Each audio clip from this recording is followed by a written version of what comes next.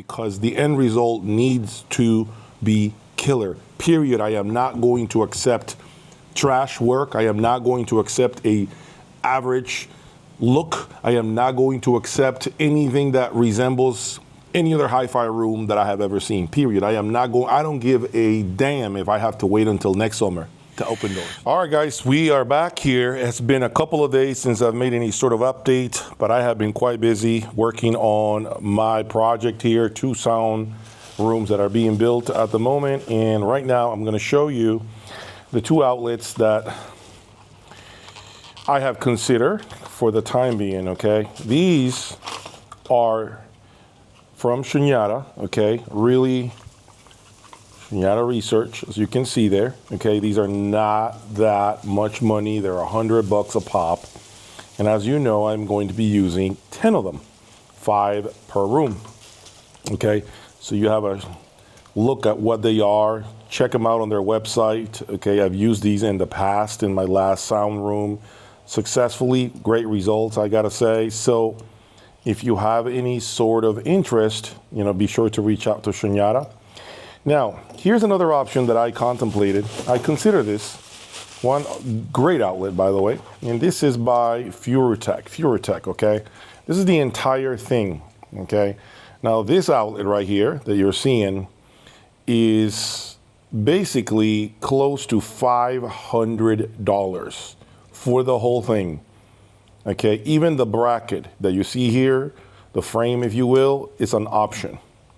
$500 for this, okay? But let's open it up so you have an idea. It feels a lot heavier, okay, like heavy duty feeling to it, okay? It's certainly much more robust than what the Shunyata outlet feels. But I'll say this, guys, $500, nearly $500 for this whole thing, as what you're seeing on your screen, times 10 outlets, that's like $5,000 on outlets. And so because I have spent so much money for the time being, I needed to have a backup plan. And these will be the Shunyata outlets that you are seeing on your screen, okay? So I know some of you are being very, very critical with me as far as why did I decide to use those Shunyata outlets instead of the Furutech? Furutechs are supposed to be the game over type of outlet. Well, I just told you why, okay? There is a ton of freaking expenses that I have to go through here in order to make these 2 sound rooms be their best. And if I have to at some point switch out to the Furutech outlets, I can do that. That's not a problem. That's easily done, easily swapped out. I can swap out those 10 outlets down the road, but for now, listen, I have had, again, great results with Shunyata outlets. So if you want to try them, you know, I think that they're worth the asking price. All right, so let's get back to the room. I know some of you guys have been asking me about the conduit, and I'll give you even more feedback about the conduit. This is steel conduit, and it will be grounded, okay? It's going to be grounded here, as well as on the outside. So grounding cable there. This is gonna be all grounded stuff, okay? You got these pads here that basically stop any sort of vibration and for noise to essentially exit the room. Originally, we were using these right here. They are more affordable, but they are not gonna work. I've also used some of these beautiful LEDs that I bought from Amazon, and I'm gonna show you what those look like on the exterior of the building. But everything is, as you can see, and I've been showing this time and time again, is looking pretty damn good. I mean, everything is looking pretty good. I expect for great sound to happen inside these sound rooms. So with that said, let's go to the outside. All right, so you are seeing the LEDs that I'm putting on the outside that are really tall and really, really beautiful. I think this is gonna add a nice look to the outside of this structure, this building here, and I have even more right there. So they're looking really pretty, guys. So I highly recommend them. No, I'm not being sponsored by them. If you're wondering if I'm getting paid to say this, I'm not. At night, they look just beautiful around the building, okay? So we put about 10 of these to basically create a theme on the outside of the roof, of the outside. And of course, the inside is yet to be seen. So there's a lot more work to be done on that end. All right, as you can see now, this is completely covered. So now we have the pipe sticking out through here. This is going to essentially allow us to bring the power from the outside of the property. So they have all basically completed here, closing up what they have been trenching. So as you can see, that was wrapped up yesterday. Actually, today they're finishing. So all of this stuff is going to be what it takes essentially for me to have really good quality sound. They are putting grass back in the mix, so this is going to look as good as new again. You can see this. We had a whole ditch there before, no ditch now, and of course my gardener is going to take care of making this pretty again. So man, I miss my truck. My truck is gone. What happened to my truck? I might be getting another truck. No, I'm kidding. I'm not getting another truck. My truck is just getting some suspension work. All right, so here they are on the outside. And here is the main entry point. This is gonna be the entrance to the room. All right, so they already did that. Speaking of doors, let me show you my doors. All right, so here are the doors that I have purchased for the room, okay? These 3 doors, again, total up to about $10,000. Yes, it hurts to say it, but it is what it is. Now, they bring an entire process. It's a very nuanced process as far as how they get put together, and they bring all the necessary weather seal. Also, they come with a built-in, let me see if you guys can see it. See, they come with a built-in mechanism. See this? This actually lowers, you see this? That lowers and locks on the bottom of the door to keep the sound inside and not outside. So this is another feature that these doors bring to the table. See? That whole plate right here, when you lock it, it lowers itself. And it couples to this, basically.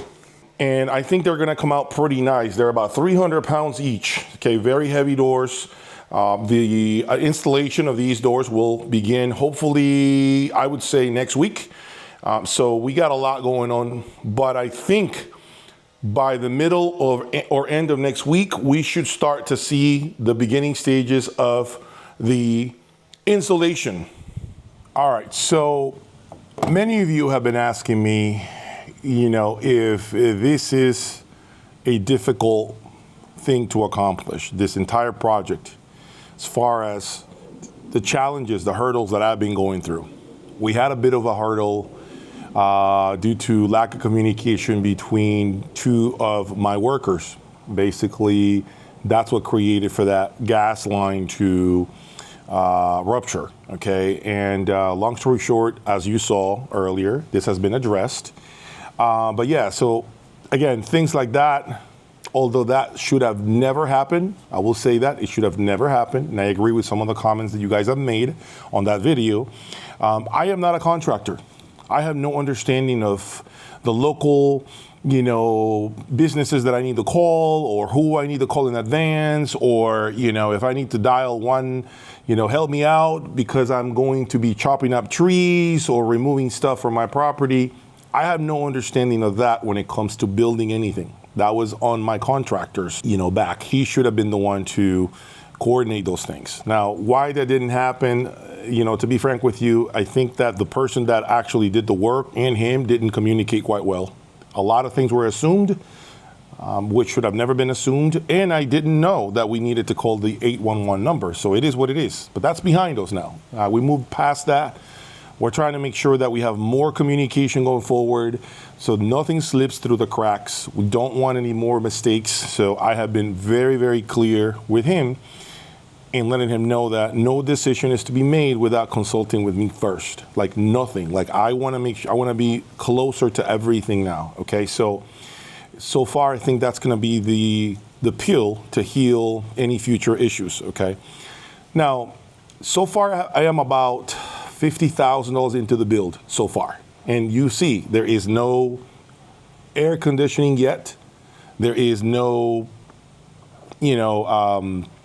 walls yet. There's no floor yet, and I'm already about 50 grand into the build. Okay, so there's still a lot more to go, but I expect it for this to not be cheap because the end result needs to be killer. Period. I am not going to accept trash work. I am not going to accept a average look. I am not going to accept anything that resembles any other hi-fi room that I have ever seen. Period. I don't give a damn if I have to wait until next summer to open doors. Okay, as a matter of fact, I'm already looking at some places in the Houston area for some acoustic ideas, even some room decorations, things of that nature that I might be going out to see in the next week or so. And in order to really have ideas, because I think that's one thing many of you need to realize. The most challenging part of building a room, a nice room, not just a box with a carpet and a couch, but an actual room with a vision, with a theme. The hardest part of this is if you're not in the world of interior decorations, interior design, you kind of have to get out there and really get ideas from what you see. And to be frank with you, Google is a great source for this. But how do you put it all together? I may like certain rooms because they have a nice wall behind the speakers, and I like that decoration, but is that type of decoration or look going to influence or impact the sound that I'm looking for? Is that going to be a detriment to the ISO wall procedure that we're going to be doing? I need to run that by, again, the company that is helping me basically do this entire wall process with, the resilient channels and all of that. I need to be asking them, if I put this in front of the walls, are those things going to cause issues? Is that defeating the purpose of this money that I'm spending on those walls so that they basically work as bass absorbers? Basically, that's what it is, right? It's a gigantic bass trap. If you think about it, that's what this ISO wall procedure is. So what I'm trying to say is if you're thinking about doing something along the lines of what I'm doing right now, you have to be close to it. You're pretty much going to become an expert almost. Because if you don't understand anything of what's being done and the reason why it's being done the way it is, why do you need 3 ground rods, which is what I'm going to be using? Why do they need to be 1/2 inch of thickness? Why do they need to be no more than 10 feet apart and wired in parallel to the main box? If you don't have any clue or understanding why that is, then what happens is your contractor is not going to do it the right way because you're not telling him to do these things. Now, if you have a project lead because maybe you hire someone who builds sound rooms for a living, that's a different story because that's the expectation that this person knows these ins and outs. But if you are to save money and get involved, you're going to have to do your own homework. You're going to have to do your own research. You're going to have to make sure that they don't order the wrong panel box, the circuit breaker panel. You got to make sure that it's pure copper. You got to make sure it's the right model. You got to make sure you're getting the right type of grounding cable. Is it an insulated grounding cable? Is it supposed to be insulated, not insulated? You need to understand these things.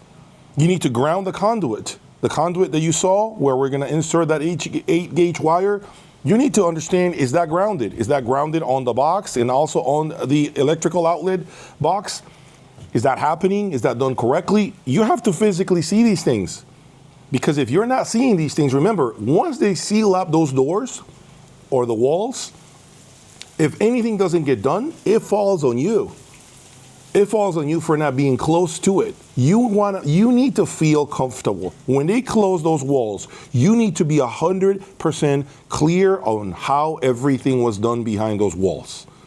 You cannot leave anything to chance. And that to me causes anxiety. That to me causes, stress. That to me causes, besides the fact that your bank account is draining rapidly, there are other things that you are nervous about. And the biggest question that I think many of you need to ask yourselves, is it all worth it? Is it even worth it? What if my system tomorrow sounds normal?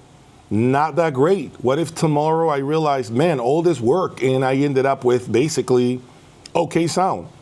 I don't think that will be my case, and I'm going to tell you why. First of all, this is a completely different room than what I had in Florida. Even if I had not done direct power from the outside, okay, even if I hadn't done that, I still believe that the room is going to perform better just because of the ISO wall treatment that I'm doing, just because of all the little nuances that I'm putting into place. Now, how much of a performance improvement is to be gained by doing what I'm doing when it comes to the electrical? Unfortunately, I cannot tell you an exact percentage. I can't tell you I went from having none of this electrical to now redoing it the way you have seen, and the improvement is X%.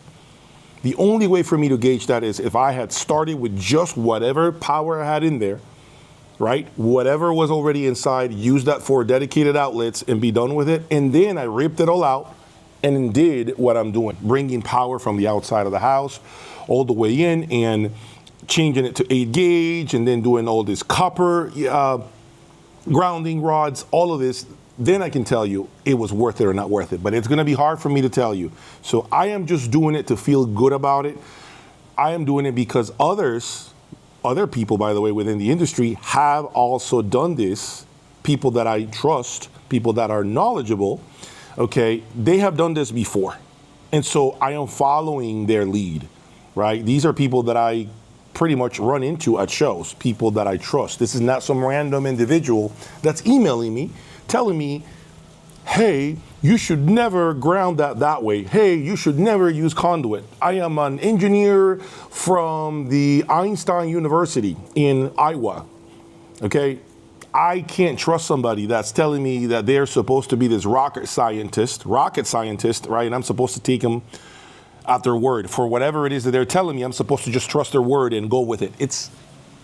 Can't do it, right? I gotta trust those people that are in the industry, that do it, that I run into, that I can have conversations about what they recommended, not some random individual that is just sending me messages telling me what I'm doing wrong and why I'm doing it wrong. It doesn't make any sense. And so if you're starting to do this in the future, I'm telling you right now, of course, you're not gonna get social media feedback because you don't have a YouTube channel. Okay, but I'm telling you right now, you need to identify whoever it is that's gonna be in charge of perhaps different parts of the process. Maybe you're gonna have someone lead the electrical part.